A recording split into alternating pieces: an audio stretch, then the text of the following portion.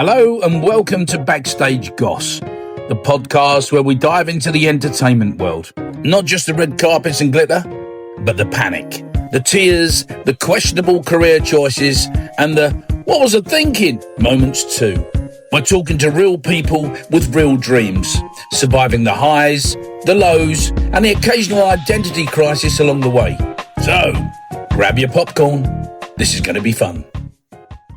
Hi, I'm Shona Lindsay. I've been in the entertainment industry, for 4 decades. That's being kind. It's sort of stretching towards 4.5 decades now. 4.5 decades? 4.5 decades, yes. Looking at you like yesterday. Thank you very much. It's been a lot of work. That's not true. I did my first job in 1982, my first professional job in 1982. Oh, right. Yeah. Well, listen, welcome to Backstage Goss. Thank you for having me. Yeah, no, it's amazing. This is our first show. Ooh. All right. Now, the reason why I've chosen you is because you can cover, like you mentioned, 4 decades. Yes, indeed. Of the industry. So you've been there, you've seen the changes and everything. I'd like to talk about those. Yeah, absolutely. And your anecdotes and all the bits of things that have happened to you. How you've got round them. Yeah. Would those type of things be acceptable today?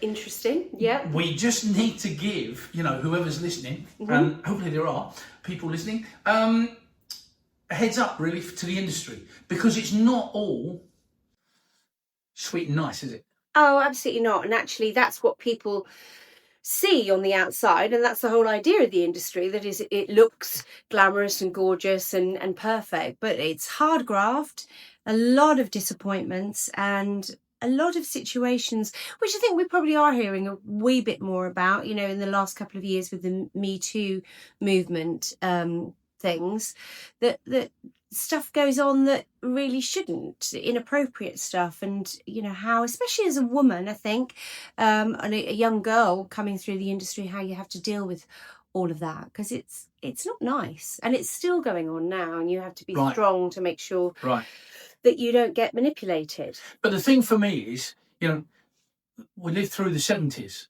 Yeah. And the 70s and the 80s were a totally different culture, weren't they? You could get away with that stuff. Yeah, and you sort of look back at things that are unacceptable now, and I think potentially we've gone too far. We've gone too far in the lines of being PC or being appropriate or protecting or safeguarding. And I'm not saying for a second that that we shouldn't be safeguarding people, especially young people and vulnerable people. But I do think that we've got a little bit with this cancel culture, with people that are just having a bit of a laugh and meaning nothing about it, not predatory, not trying to take advantage, just being a bit silly, that can really backfire on them, and it shouldn't. I think there's a line that we've crossed with being too careful about stuff now. All right, well, let's take it on your journey. Let's go back. Where did it all start? So I had done a couple of amateur productions because my mum was a dance band singer in the 50s and 60s. And while she gave up being a professional singer, she still wanted to be involved with music in some way. And she got involved with some amateur companies. So I'd done a couple of amateur shows, and a neighbour, so randomly, my parents were having a house built. My parents had a house built in a very small cul-de-sac, and I think the builder was one of those builders where he had to sell one to then be able to move on and use the money to build the next one. So the houses were being built as we went along, and a couple of doors up, this house was plastered out, and it certainly wasn't in the days where you had to have like big fencing round to stop squatters or anything like that. They'd pack up tools at the end of the day and they'd go, and you could get into this house. So I went in because it was all echoey and lovely, a bit like, when we sing in the shower now and we all think we sound fabulous. And I went in there and I was singing away to myself. A guy that was buying the house came to measure up for blinds and curtains and sofa and whatnot. And he heard me sing and he clocked it. I ran away, mortified, and I never heard anything about it for about 2 years. And then he said to my parents, I know they're looking for little girls for Annie, for the West End production, and I heard your daughter singing. I think she'd be perfect for it. But I didn't do the conventional route. I didn't do the Saturday morning dance classes, which of course I know your daughter has exactly that. She has a thriving school where she does those sort of Saturday morning and after school classes for kids, right. and they come and they do their sort of disciplines, their ballet, tap, acro, whatever it might be. I didn't do any of that. So my mum thought, oh, she'll be so disappointed, she'll be laughed out of the place. But Ted, this man, Ted Rell, said, no, honestly, these kids that do Annie, they're raw, it's raw talent, and that's kind of what they're looking for. They don't want anything polished. So after a few sort of tantrums, I went to the audition. It was an open audition, which means you don't have an appointment. You just pitch up and you join a queue and you're seen in the order. And if they run out of time, potentially you wouldn't get seen, in a big open audition. So there were thousands of kids there, and I joined the queue, did my audition, sang Happy Birthday, which is what they wanted us to sing for that big octave leap that's in there that we all miss when we're singing it around the dinner table. And I got a recall. I had to do a few little dance steps. I didn't know the names of them. They were going step will change, step dig, step. I was like, what? So somebody had to show me, and I just copied. And lo and behold, I got cast as Annie in the West End production. You are kidding? No, that was it, 1982. And from there I got an agent and went on to do loads of work. And then I started to have private lessons, but still didn't do, formal training, as it were. Just sort of carried on working, doing different musicals, and then started getting roles in children's roles in television programs, and it just went from there. So what children's TV programs did you do? Gosh, well, things that people would have heard of would be things like Adrian Mole. I did both series of Adrian Mole, did David Copperfield, I did The Ritz, which is based on John Godber's Bouncers play, things like that, yeah. And then I left school at 16 to join the cast of Crossroads, which was a TV soap, massive soap, in the late 80s. Well, earlier than that, it had been running for 23 years, I think, when I went into it. And I stayed in the cast for 2 years until it came off air. And that was me sort of into adulthood and on my own, get on with it. You see, that's an interesting thing, isn't it? You've just mentioned on your own. Yeah. Because that was the times we lived in. Go on, get out, go and do your stuff. Oh, yeah. Just run with it. Yeah, and my parents, they were supportive, but they certainly weren't pushy parents, and they weren't the sort of parents that were looking for opportunity. My dad was an actuary, a mathematician, pensions analyst. I mean, couldn't have been more removed. I mean, he lectured, so he was a good orator, a good public speaker. Right.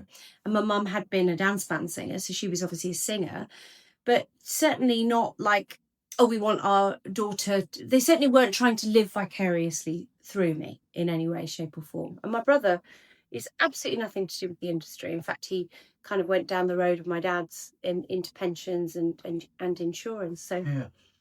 Why did you want to? What was fascinating about the industry then? Why did you want to do it? Well, I didn't until I did Annie. I mean, in terms of those amateur productions, I was just going along because Mum thought they needed a couple of kids in Love from Judy and in Joseph, and come on, you can do it. It wasn't until I did Annie and I stepped out on stage for the first time at the Victoria Palace and I was like, oh, yeah, this is what I want to do. How did it feel? Oh, amazing and normal and at home. I just felt like I was at home.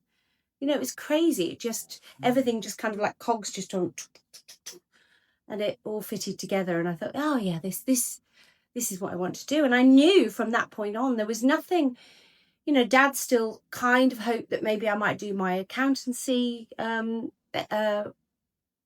courses, and his firm that he worked for a massive brokerage. They wanted to sponsor me to do my accountancy, and they were going to, give me a job and pay for all of my. I just didn't want to do it. Didn't fancy it. No, and I couldn't. And I don't know if they still do it now, but when I was at school, we did a work experience. They do it. Do they? Yeah, they still do it. And I went to my hairdresser's just for something to do, really. But he was already my hairdresser because he'd fixed my hair after Annie, which had been dyed red. And he fixed my hair and put highlights through it so it kind of grew out without me having like a big stripe. And I was like, oh, I've got to do something. And I couldn't really do anything in the industry because I was already working in the industry. It didn't make any sense. So I was like, oh, I'll go and be a junior in a hairdresser for a week. But I wasn't interested. It was just ticking the boxes, you know. Right. Oh yeah, I did my work experience in the hairdressers. Hey? Mad. Yeah. Good old days, though, weren't they? Yeah. Oh yeah. I mean, a sort of simpler time, probably. Right. Yeah. So, I mean, take us through the 80s. What was you like through the 80s? Work-wise? Yeah.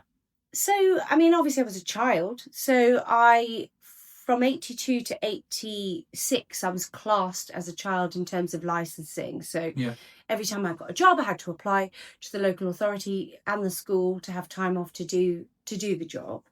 And that was fine. I mean, I went to a grammar school and so it was quite academically based. And my first headmistress was amazing. My second headmistress, not so much. It's the same school that Kat Deely went to, actually, and she had a similar experience. And she was a bit of a pain. And we had to appeal quite a few times. She would say no to the licence and then we would have to appeal and then it would be approved. But it was always a little bit of a headache. So I was thrilled to leave school and just to get out there. And I suppose Crossroads, because I was 16 to 18 when I was working there, that was still very educational for me. And I was surrounded by a big cast, lots of people that were regulars and then lots of people that came in as day players. But there were only 3 of us that were kids, effectively. There was me, a girl called Karen Murden, and we were sort of playing opposite each other. And then there was the lad Simon Lowe that played her brother, and we were the only kids really. And he was a child, so he was still underage, if you like, so he was still under licensing laws. But Karen and I were 16, and so we could just work as an adult. It wasn't really until I left Crossroads came off air, and so I was kind of thrown out into the big bad world that I started to then realise that you had to be quite careful. And also it was quite a profile-y job. So I was being sent to events, or doors were being opened that perhaps wouldn't be there for an 18-year-old girl at that point. And you mixing in a world that could be a little bit dodgy. I do remember occasionally thinking, I should never have been in that car in the middle of Kent. Why did that bloke drive me out there? But I remember standing my ground and saying, no, I want to go home now. No, that's fine now. Yeah, thank you. Unfortunately, nothing untoward happened, but potentially, probably it could have done if perhaps I wasn't a stronger character. Maybe if I hadn't been working around adults for such a long time, maybe I wouldn't have been a stronger character. Do you think the way the industry's gone now, you know, with all the safeguarding and everything else, it's too much? Yeah, or... I do. I think we're not leaving people to have their own choices. We're making decisions for people now. I'm not, and as I sort of said at the beginning, I'm not saying that we shouldn't be safeguarding. We absolutely should.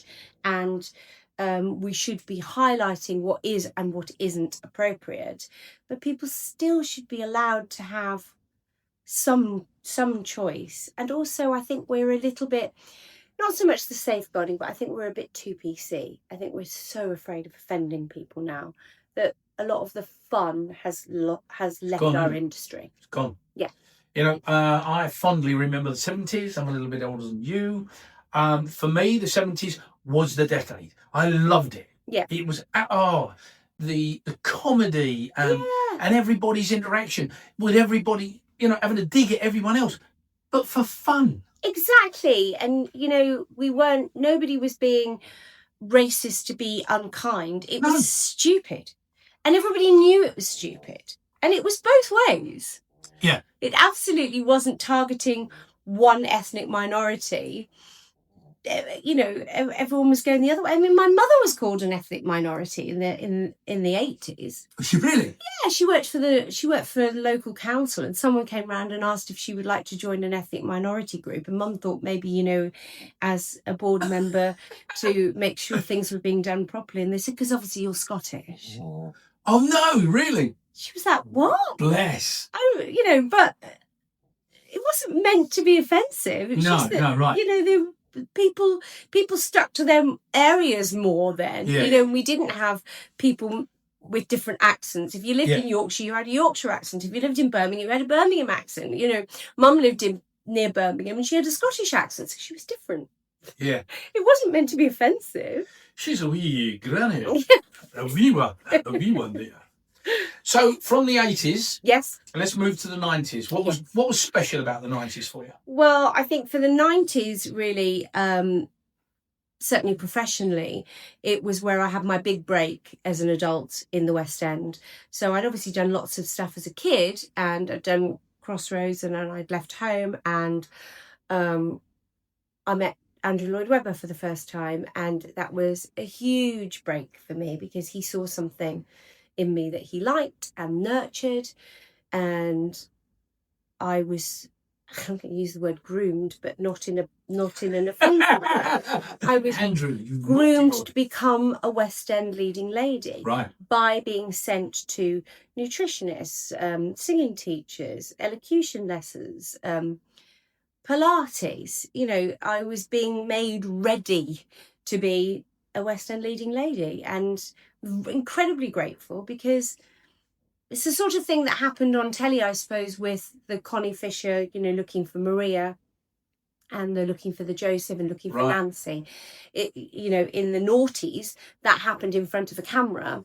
But basically, Lloyd Webber did that for me behind the scenes and created a new leading lady for the early 90s. And I'm incredibly grateful for that because I don't think I would have been ready. No, right. But everyone's going to want to know, what leading lady, what part did you play? So he cast me along with Harold Prince, who was the original director, who's no longer with us. They cast me as Christine Daae in Phantom of the Opera, and to go in on the 5th anniversary. So the show was being revamped, re-reviewed, and they wanted to make a big hoo-ha of it because obviously Sarah Brightman had created the role 5 years earlier, or 4.5 years earlier, because this was a 6-month period where they got me ready. And I went in on 1991, October 1991. But prior to that, they had also put me into the music of Andrew Lloyd Webber at the Prince Edward. So again, just getting me ready to take on looking after, because Christine, whilst the show's called The Phantom of the Opera, actually Christine is the pivotal role. She's never off stage. A lot of the Phantom stuff is pre-recorded because he's in angels and on walkways and in big crosses. So you can't mic that because it's going to be all muffled in a cross, or you're going to hear of the mechanics of the angel going up into the gods. So you can't sing that live. It's interesting you say that because you wouldn't know once you're there. I'm watching that show and it's as clear as clear. Absolutely. So that's an interesting point that you make. I didn't even know that. Absolutely. So I mean, actually, without Christine, who sings, I would say 99.5% of her show live, there is one tiny bit that's recorded. And again, it's for the same reasons. You're running up travelators, you're getting on boats, you're going through these creaky chandeliers that are coming through the ground. You can't sing it live because it's noisy. It's ridiculously noisy. And all you're really going to hear is the noise of the mechanics and the people going of the feet this way, torches, and people leading you backstage. You just couldn't possibly do that live. Wow. So other than that, Christine is singing live all the way through the show, and she's holding the whole show together. So it's a massive responsibility for what was a 19-year-old girl at that point. Who was your Phantom? Who wasn't my Phantom? Dave Willits, Peter Polycarpou, Peter Carey, Glyn Kerslake, Peter Cousins, Jimmy Patterson, Ethan Freeman, Scott Davis.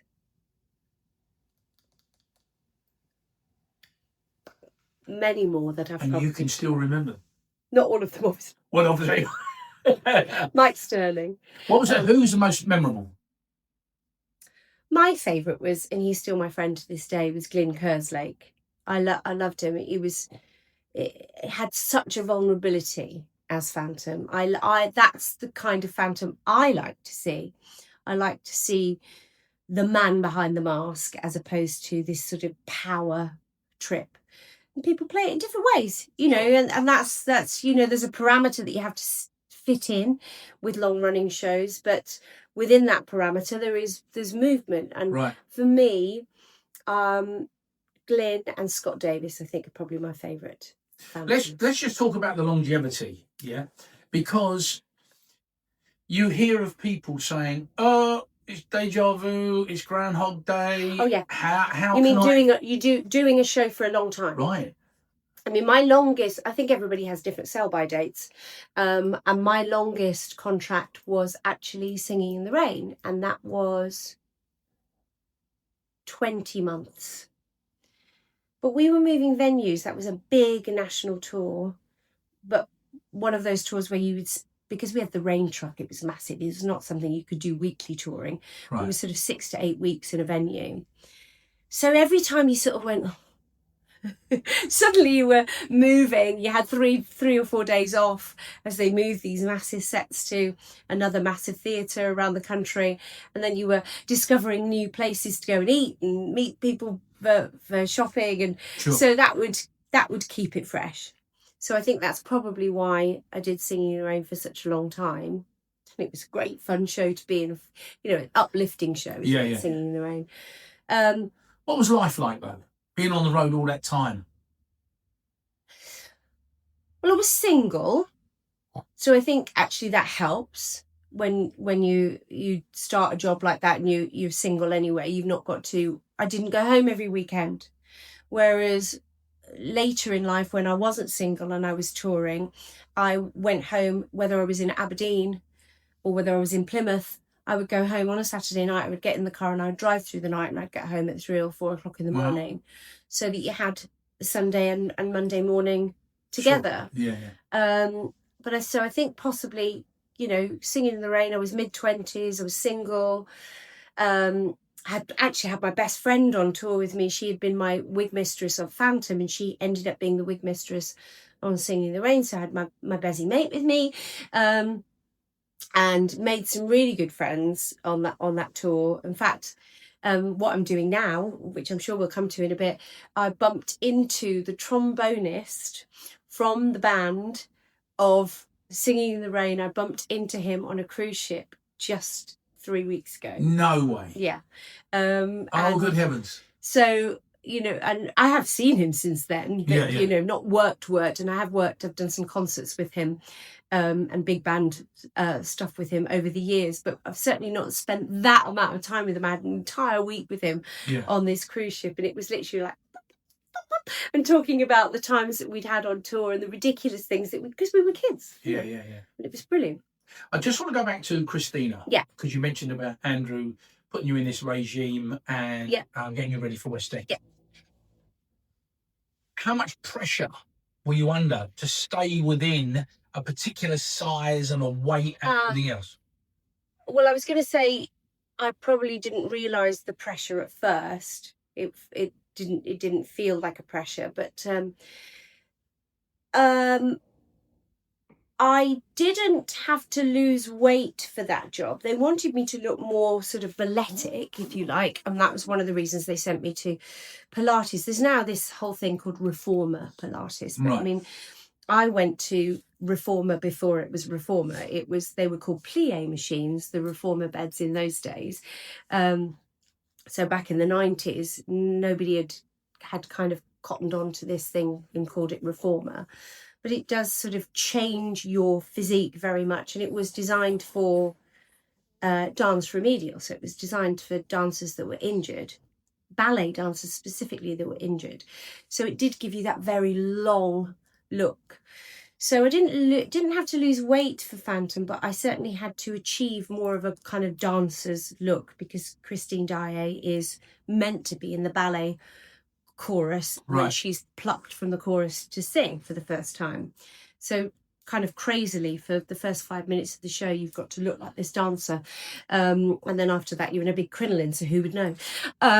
But they do put quite a lot of onus on it. But I don't think I realised that was a pressure. I think the first time I realised there was a pressure to conform to a leading lady look was Singing in the Rain. And our director, I'm sure people can do their own research and find out who that was, put me under a lot of pressure. And he said that if I didn't lose weight, then he would take me out of the Hot Box Girls, which is ridiculous because that's the point where Kathy Selden jumps out of the cake and bumps into the Gene Kelly, the Don Lockwood character, and without being in the hot box, you couldn't jump out the cake. So there was no way he was going to take me out of it. But he was basically saying, if you don't lose weight, you can get rid of your clodhopper thighs. Then he would take me out of the hot box. So I think that was the first time I felt the pressure. And then the next time that it was a big deal was when I auditioned for Grease, for Sandy. And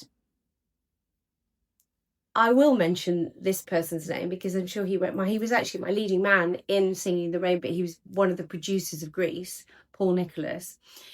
He came up on stage, and I love my final audition for Grease was amazing because they actually mic'd us up.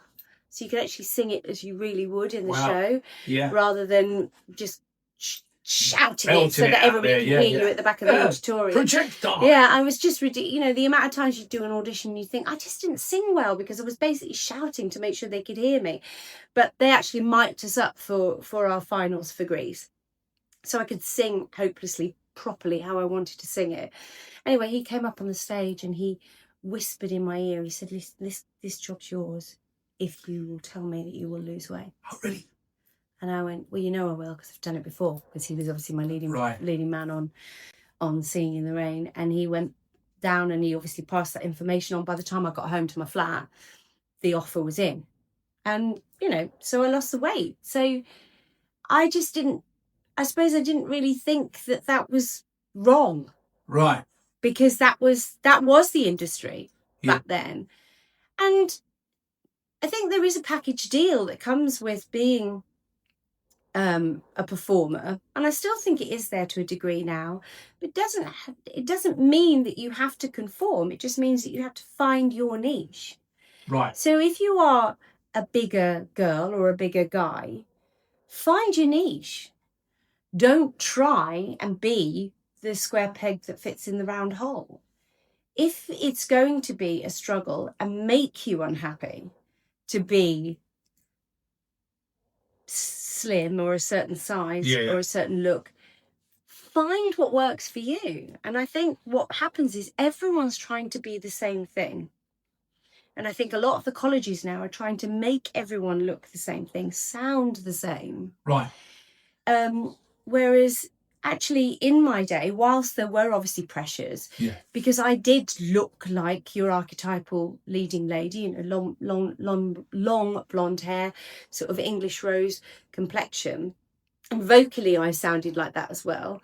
So therefore I either had to change everything. I had to become a big bluesy singer and allow myself to gain weight, or I had to stop eating a few cakes. It wasn't that much of a big deal for me. I was never massive. I wasn't trying to be the square peg. It was a bit of puppy fat. And I just needed to realise that I couldn't have every chocolate bar that I wanted. But I didn't not have a chocolate bar. I didn't not have a glass of wine. Right. I just got a measure on it, if you like. But if in order to be that look, you've got to starve yourself, that's not right. No. And therefore, perhaps you need to think, well, maybe I'm more right for, I've forgotten the name of the girl in Hairspray, Tracy? Turnblack? No, not Turnblack. That's Matilda. But the leading lady, the young girl in Hairspray. Well, I wouldn't get that part. No. It goes the other way. I could go and say, well, I could play this part brilliantly, but they'll go, yeah, but you don't look right. So it works in both ways, so just find your niche. Don't put yourself under untold pressure to be something that you genuinely not. A lot of our industry is finding where you fit at any one time. Right. Because the industry changes. we change. I'm still slim, but I'm certainly not what I was back in the late 80s and 90s. Sure. I was tiny, I was absolutely teeny tiny, but I'm also 30 years older than that now. And if I tried to be that size now, I'd look ill.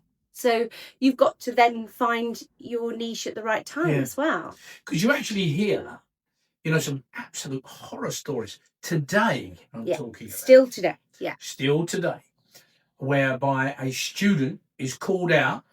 Oh, but take off your uniform. Yeah. Look at yourself in the mirror.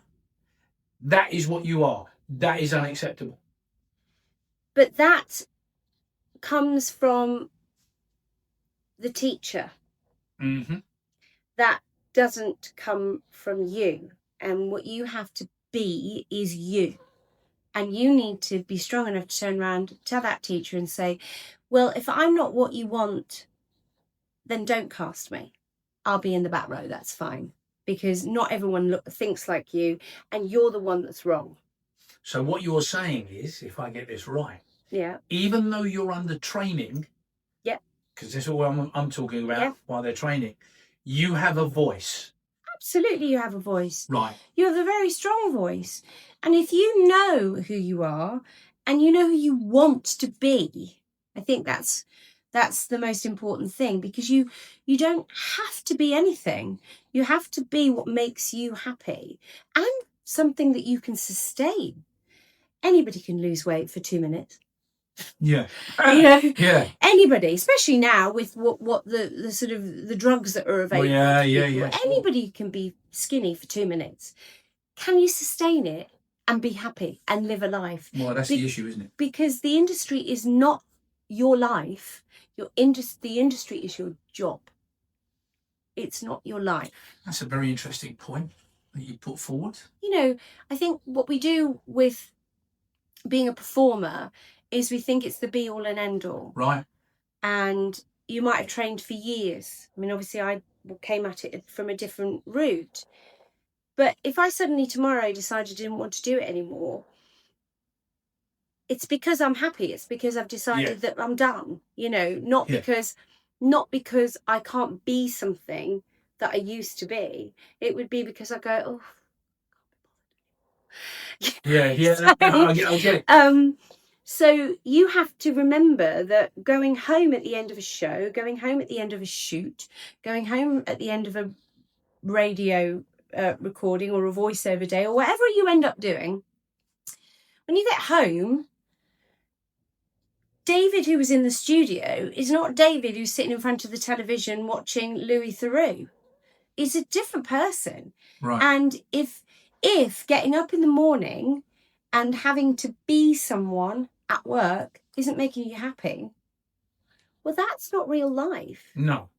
Have you ever, sorry for interrupting, but have you ever turned around and said to a director, no, that's definitely not for me? Yes. In auditions, I have, yes. Are you serious? Yes. I've gone, well, if that's what you want and I can't give that to you. Right. Oh, that is interesting. That is really interesting because what you're taught, or what certainly comes through, at the schools and the colleges and everything else that they go through, the director is king. But whatever they say, you do, know. Well, whatever they say, you try to do for them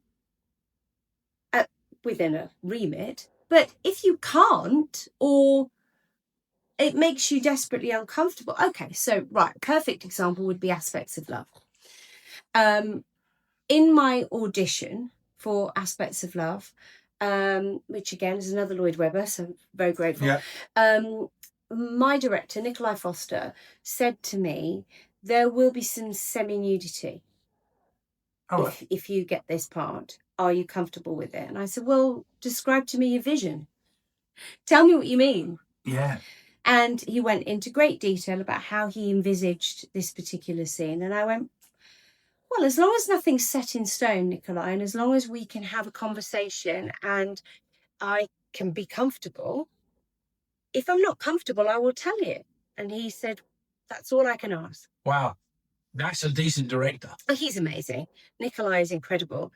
And on the day, the tech day, I mean, this is hilarious. On the tech day of doing this particular scene, which had been in rehearsal, and of course nobody knows you're in rehearsal because you're miming, Sure. taking things off and this, that and the other, and people are sort of looking up from their books and whatever. And then, oh, yeah. And then it gets to the actual day and it closes the set effectively for the first technical rehearsal for it. He sends everyone else who doesn't need to be there. You're broken for an hour and a half. I'll see you after lunch. Or, you know, I can't remember the exact, but, you know, so everyone buggers off. I'm allowed to say that. And so who's left? Me, my dresser, my wig mistress, just the musical director who is going to play it on the piano. All the band are broken. The director, the assistant director, the choreographer, and deputy stage manager is the person who calls all the lighting cues. Yeah. And the sound guy and the lighting operators. That's all that's left. It's enough, isn't it? It's still quite a lot. So maybe 10 people, but if you hadn't closed the set, there would have been 50 people. Yeah. So you'd have had the rest of the cast, 30, Sure. and you'd have had all the crew, you know, blah, blah, blah, blah, blah. And he sends the assistant director up on stage to be me and gets me to go out into the auditorium. This is Nikolai. And he said, right, so this is the light that I see. This is how I'd like it to look when you come out and you are bathing.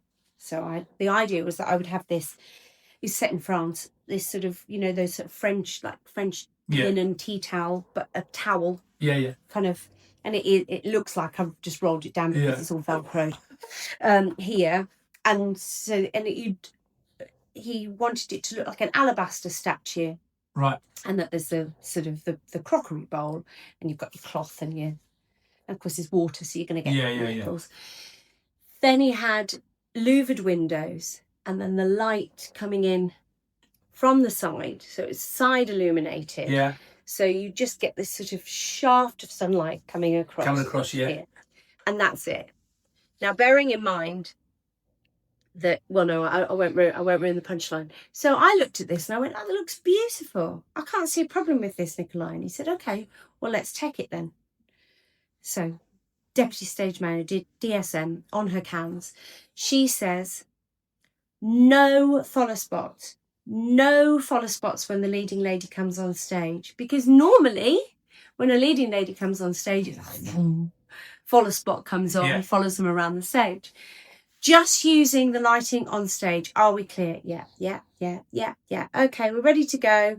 Ready whenever you are. Music starts to play. There's a cue. I'm standing in the wings. I shrug off my dressing gown and I walk on stage. Full bright light. And I'm like, oh, you have got to be kidding me. So it's, I told you no. Right. So, you know, and actually it was hilarious. Yeah. Because at that point, I'm like, well, everyone's seen everything. They've seen it now. Yeah. Yeah. And then in the afternoon, when everyone's back and we go back on that bit and we put it into the technical rehearsal, this was the funny bit because I'm standing in the wings. Everyone's seen it in rehearsal with miming. And suddenly people are coming off from the scene before and they're getting changed, and quick changes in the wings. And music starts, I drop my dressing gown and I walk out, and of course I'm topless, and all I can hear backstage is, oh my God, she's got tits, and that's all I can hear behind me, and I'm like trying to sing, and but of course nobody was expecting it. Yeah, right. Because they'd closed the set for the actual first take. Yeah. So, but had I have not been happy with that, I'm sure Nikolai would have found a different way of doing it. Sure. And kind of went off on a tangent there. Sorry. No. It's a nice little story, to be honest. It just makes the point, though, doesn't it? You know, you've got to mind. You need to be mindful.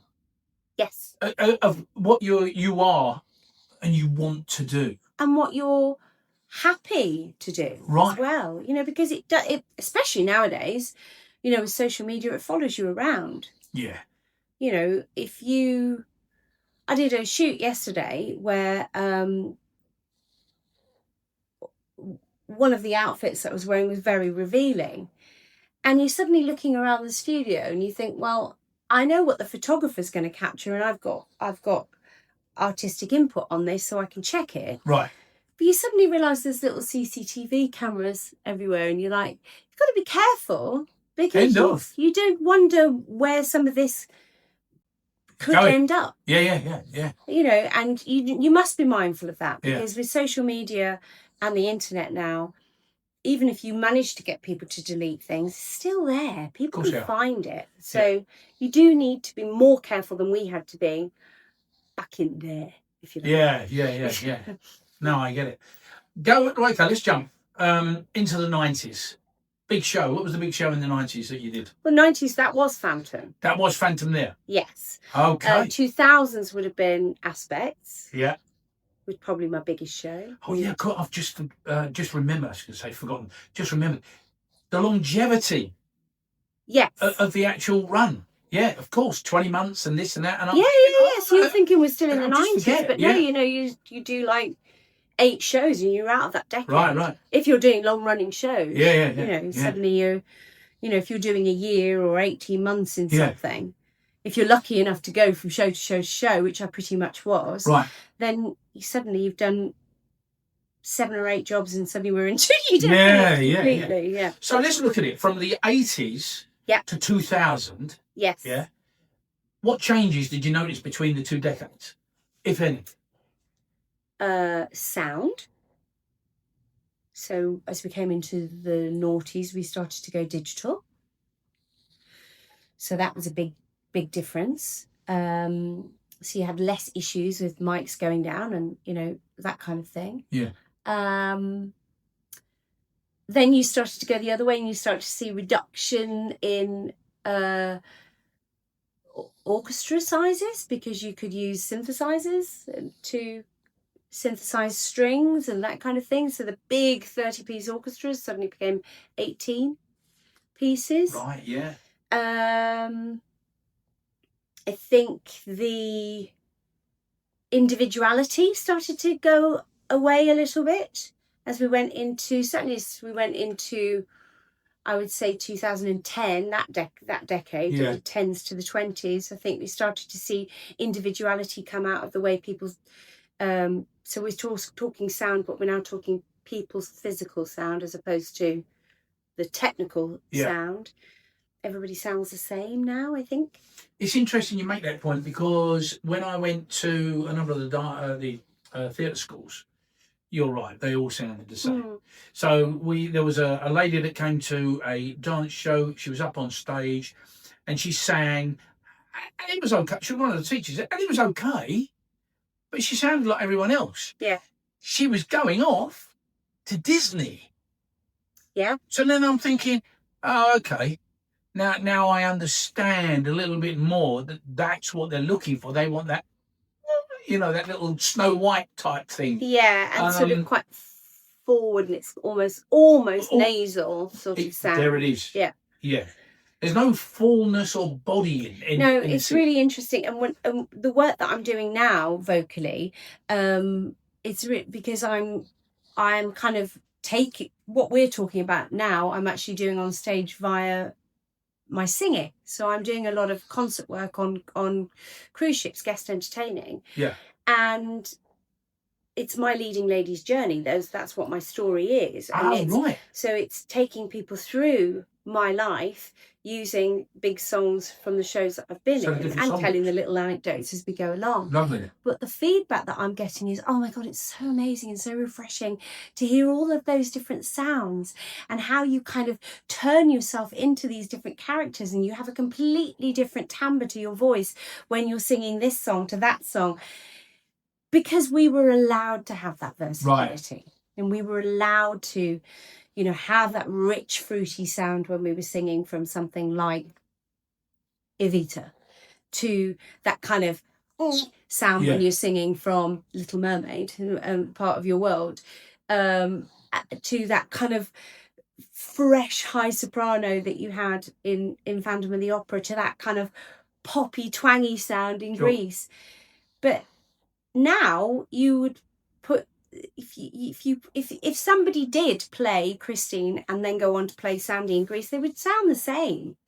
Right. So Phantom has become more poppy, and Grease has become more legit. Everything's kind of sort of smoothed out. Everybody they just open their mouths and they sing. They don't think, oh, how can I change my voice to be more authentic to this character? They just do what they can do, because that's what I think, and that may be personal opinion, I think that's the way they're being taught now. Yeah. Because, I mean, you do actually teach at the stage schools, don't you? Not anymore. Oh, you've given that one up? No, I haven't taught for about 8 years. In fact, I am going to do a workshop. I do workshops. Yeah. But I don't teach anymore. Oh, okay. I occasionally will coach someone who's got an audition. Yeah. And they want, so already a professional who'll come to me and want coaching for a specific audition. But not really. I just haven't got the time. No, sure. Let's just touch on that for a moment. What was it like teaching? Hard. Why? It's a really hard job. And I think, there are different styles of teaching. I think for me it was hard because I wanted to find the individuality in everyone. So I wasn't putting a generic blueprint on every single student that came through my studio door. Right. I wanted to enable every student to have their own personality. It's tiring because you're then having to eke stuff out instead of just giving them a template and going, this is what I want. I want you to look like this and I want you to sound like that. Yeah. I don't want that as a teacher. Yeah. I wanted what I had from my teachers before. Yeah. And of course, my teachers were all private teachers because I didn't go to a college per se. Right. So I would go to an individual coach for this, that, and the other. And so, of course, they're trying to, because they've got the time, they've got a full hour that you're paying them privately to pull something out of you. And I wanted, in this tiny window of 12 minutes in a singing lesson, to be able to give that to my students. It was exhausting. I get that, and you are quite unique, obviously, in your outlook. But surely that's what every teacher wants. I think they want it, but they haven't got time. Oh, the way that colleges are set up now. Yeah. So many students, because obviously they're wanting to get the grant money in. Well, it's all about the money, isn't it? Yeah. So there's so many students, and then you're timetabling that in. Where can, I'm not talking about the big classes. No, sure. I'm talking about the private lessons, the voice production that they might have through an acting teacher and the singing teachers and the rep, the acting through song. There just isn't time to do what you genuinely would want as a teacher. And I think also even in the dance lessons, because there are lots of bad teachers out there. And I know who you're alluding to when what you're talking about, because that person was at one of the colleges that I used to teach at. So I know who you're talking about. But that individual is not alone. There are other people that treat students abysmally. Yeah.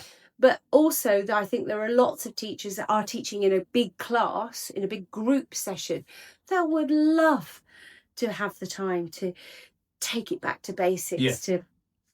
They can see something in someone, but they just haven't got the time to concentrate on that person. Yeah.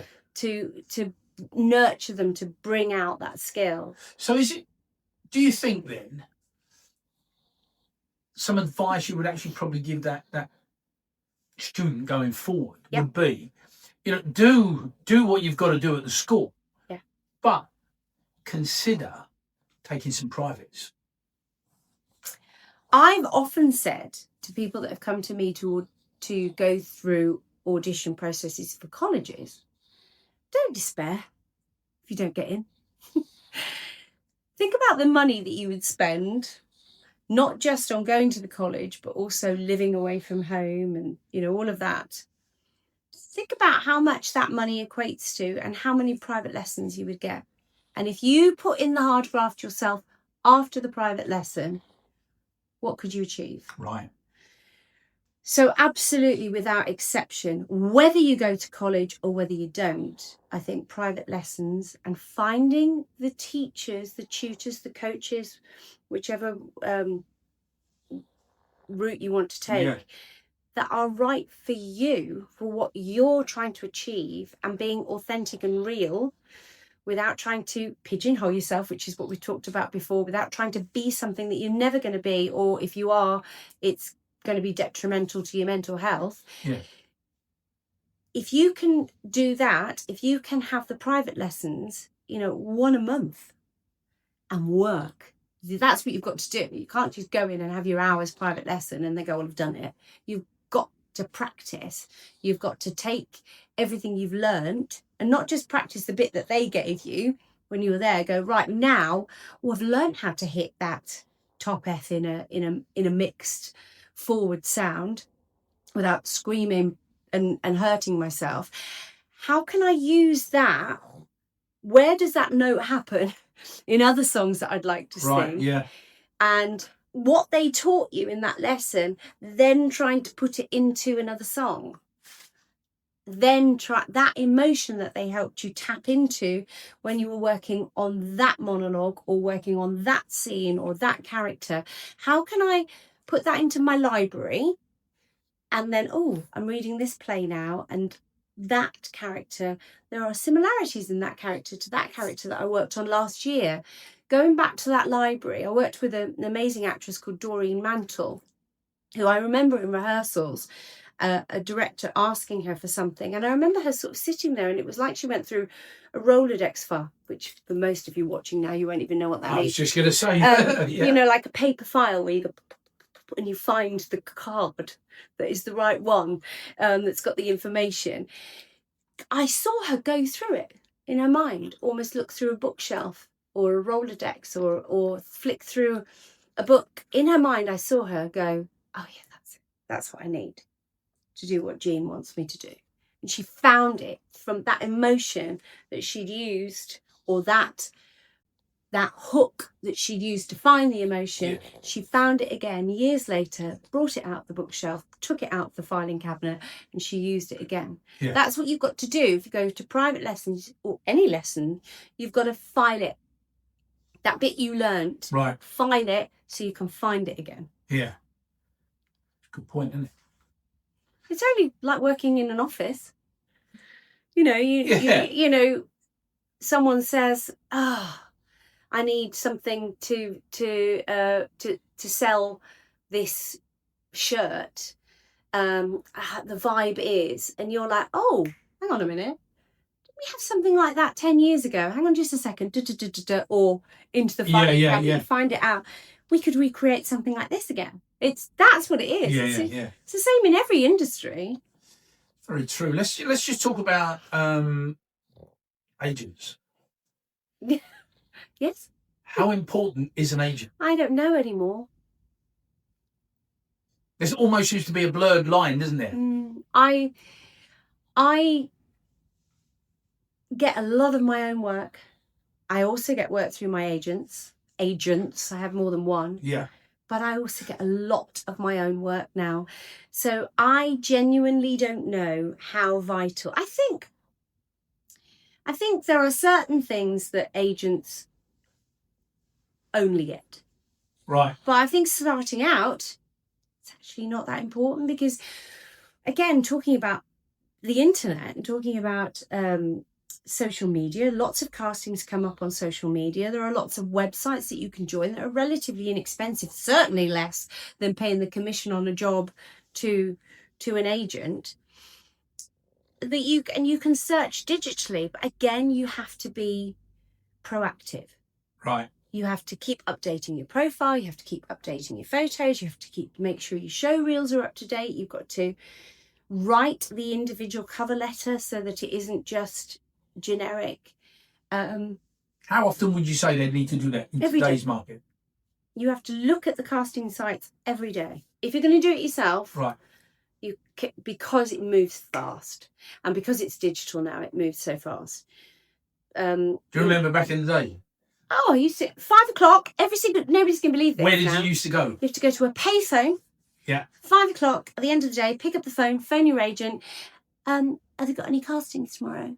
Or any offers? You know, you had to phone in 5 o'clock every day. And you wouldn't even get through now, would you? Because everybody's got like 9,000 clients. Yeah, completely. Yeah, it's ridiculous. What about where was your what was your magazine you used to look at? I used to buy the Stage. And the Stage. Buy the Stage. Now you can get that digitally. Now you don't have to buy a newspaper. You can look at the Stage job posting every day. It used to be Thursday every week. Get the Stage. It used to be great, though, didn't it? You used to open it up and industry information. Spice Girls. I'm sure the Spice Girls audition was in the tiny classifieds, not even in the big ones. Wow. Sure it was. And see, today, like you say, I mean, it's a digital world, isn't it? Yeah, I mean, my phone is on here already. 5 jobs that have come through on a backstage filter for me to apply for. Really? Yeah. So I put my filter in of my age group and the sort of work that I'm looking for, and it kicks up. Oh, I think you might be interested in this. You might be interested in that. So talking about age. Yes. What's your playing range? Do you know, I just changed it yesterday on Spotlight. I've put my playing age now as 48 to 56. Now, I don't think most people don't think I look 56, but I am 56, so I must be able to play 56 because I am 56. Do you know what I mean? But most people think you could play 40. Well, that's very kind. No, be serious. But I think Spotlight only allows you, or I think the recommendation is that you should never have more than 9 years. So I chose my age and went back 8. Yeah. So I think the industry keeps us looking young anyway. Yeah. Just the nature of the business. We're always looking at ourselves in mirrors going, oh my God, and trying to make the best of what we've got anyway. Yeah. But playing age is such a weird thing because I've got friends who look about 12 and they're 38. But in theory, they should be able to play 38 because they are 38. Yeah. But nobody's ever going to cast them as 38 because they genuinely don't look it. And I don't think many people would cast me as mid-50s. They might cast me as mid-40s to early 50s. Yeah. But I've put, at the moment, let's see what happens because it might backfire. I've put it as 48 to 56. So, but that only happened yesterday. So who knows? You're going to need to let me know if that happens because if it does, I'm coming back to you. We're going to do another podcast. Okay. All right. Just on ageism and everything else within the industry. What advice can you actually give these kids nowadays, to help them function in this world? Be true to yourself. Don't try to be someone who everybody likes. But do try to be the kindest person in the room. Don't make yourself into something because you think that's what people want. Be true to yourself. I think that's the best advice I can give you. And change when it's time to change. When what you were or what you felt was right for you starts to feel wrong, evolve. Take a slightly different route.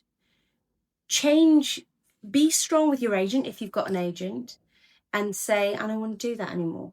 I'm not comfortable walking into that room surrounded by those kind of people anymore because I feel fake. Be true to yourself. I think that's the only thing, that's the one rule. And that I think goes for life as well. It's not just work. The thing that I like about the subject we're on at the moment is you've got many personas, I call them, because you've work quite work. I have. So just take us through. Once you came off stage. Yeah. So I made an active decision. Is that what you mean? To leave musical theatre. Yeah. Yeah. I made an active decision to not do shows, to not do the 8-show week, about 10 years ago. And the reason being? Well, many reasons. One, I thought the industry was changing, which we've already talked about in a way that I didn't like. Yeah. 2, I wasn't being challenged by the kind of roles that I would now be right for. I would be bored, because they don't write roles for my age group that I found interesting, and that's me. I'm not saying that that's for everyone. I just knew that I would be bored. But what would be your ideal casting now? Well, age-wise, I suppose I should be being looked at for Norma Desmond, but I wouldn't be, because they'd still think I looked and sounded too young. That's Sunset Boulevard. Well, that's a big compliment then, isn't it, really? Yes, but it means that I'm stuck in a gap where the roles for me aren't interesting. Yeah. You know, like I played the mum in Dirty Dancing. It was the worst year of my life. I was like, what am I doing? I don't want to do it. So I made that decision. Yeah. But then also, coming away from the professional side of it, I made a big decision for my personal life as well, because my marriage broke down. I was away all the time. And I thought, I don't want to be old and on my own. So I'm going to find a way of still doing what I love, but that I can have more of a central place and I can be home more. So the decision was professional, but it was also personal. And that's what I mean about being truly true to yourself. Yeah. Because it's not the be all and end all. Our work is not rocket science. We're not saving anyone's life. We are entertaining people.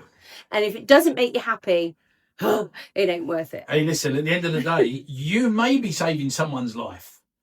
Because the way I look at it, because of what we do, we bring, lightness to everyone. And also bring darkness. I mean, not you turn the television on, not every drama's happy. No. But it is also, it's not the be all and end all. Yeah. It's not running out into the street and saving someone because they've been run over by a car is more important than getting to your casting. Right. In my opinion. All right. So yeah.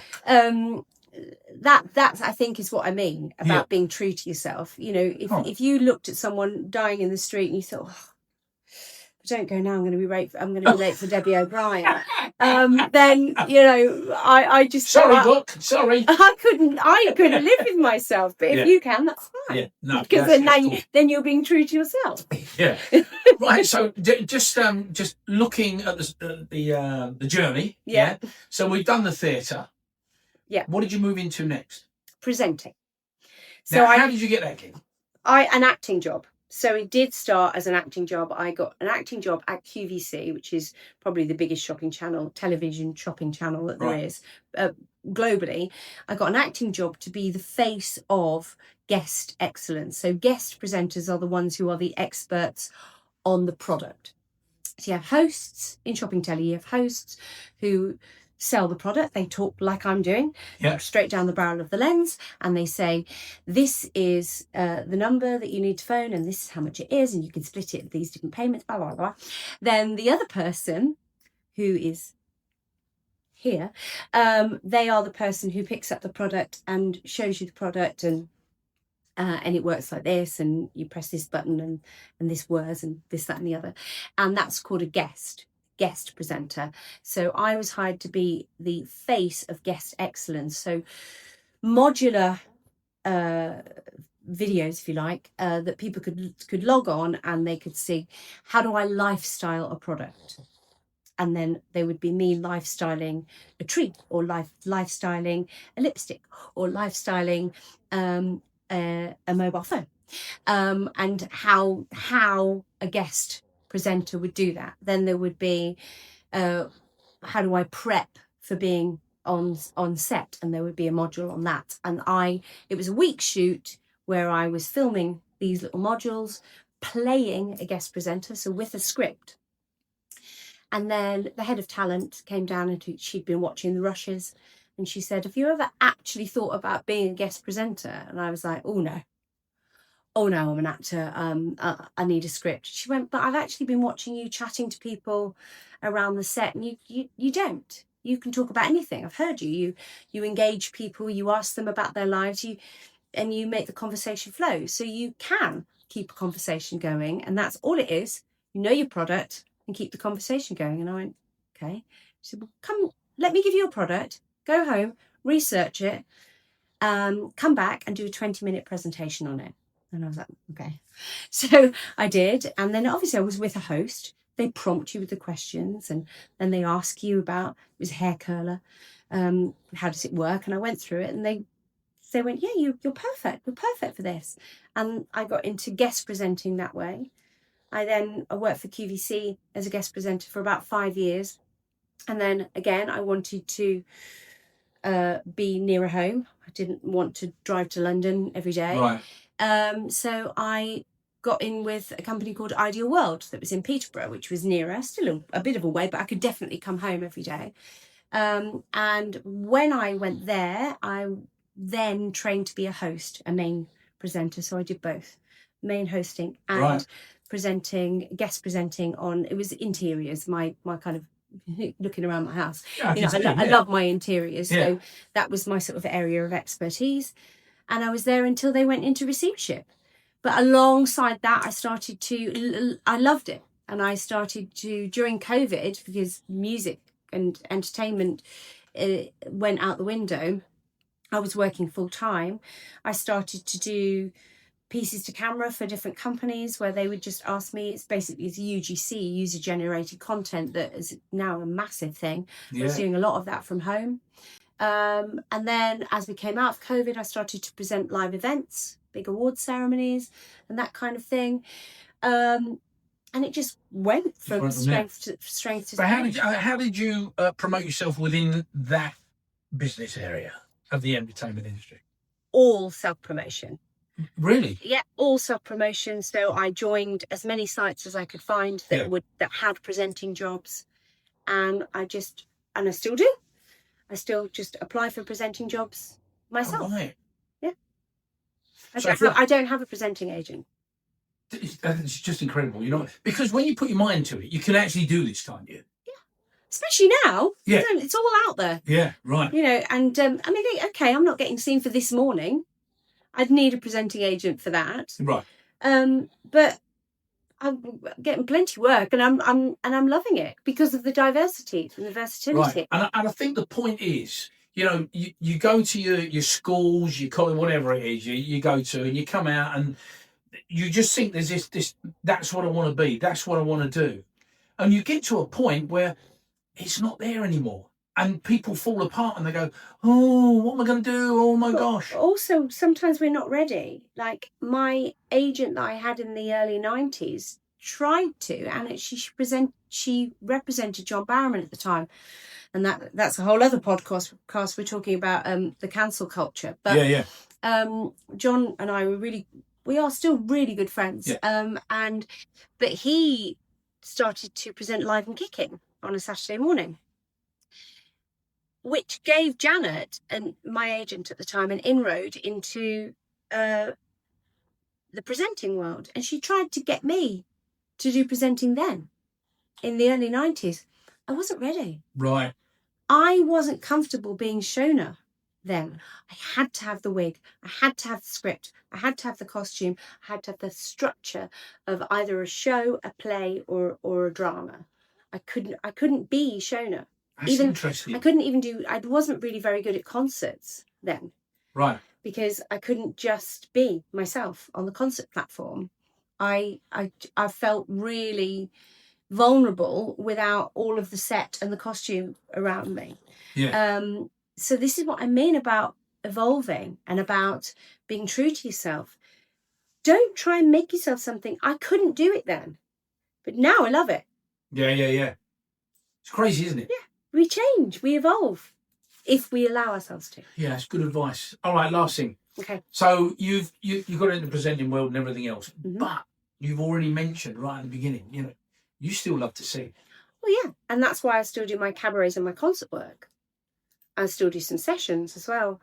Like I've done soundtracks for things like Last Christmas and Aladdin, and so when you hear just massive voices, I'll be in there somewhere and backing vocals on pop singles and things. So I still do stuff like that. Yeah.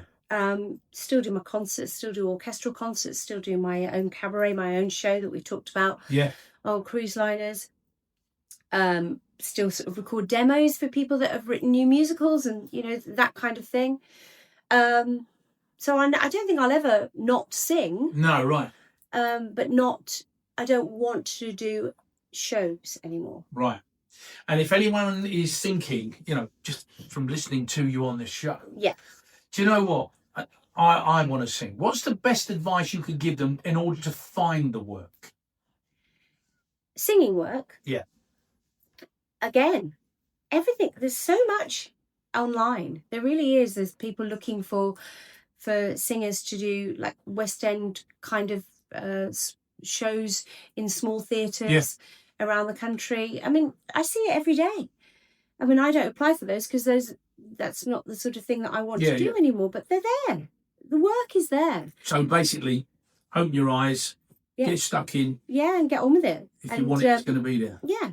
And don't be afraid to join choirs. Choirs are brilliant for harmonies. If you are someone who struggles with harmonies and you think, oh gosh, if I get a job, that I'm going to be the one that the musical director's going, what? Sorry, do that again for me. Sing it again on your own. And you're like, can't sing it. Join a choir, just for fun.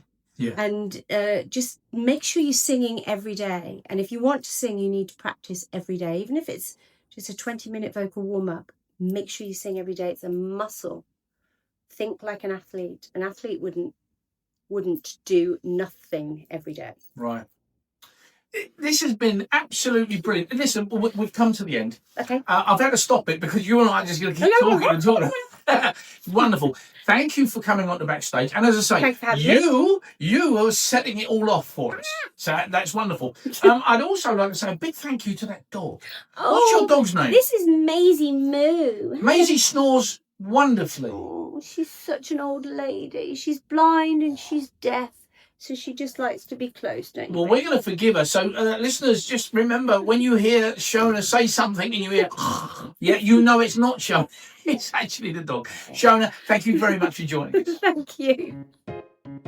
So there you have it. Episode 1 over and done with. We're going to be looking for more backstage goss. In the next episode, we hear from Christina, who trained as a ballerina. To lose weight, she was told to eat toilet paper, drink coffee and smoke cigarettes, and how that combination nearly lost her child.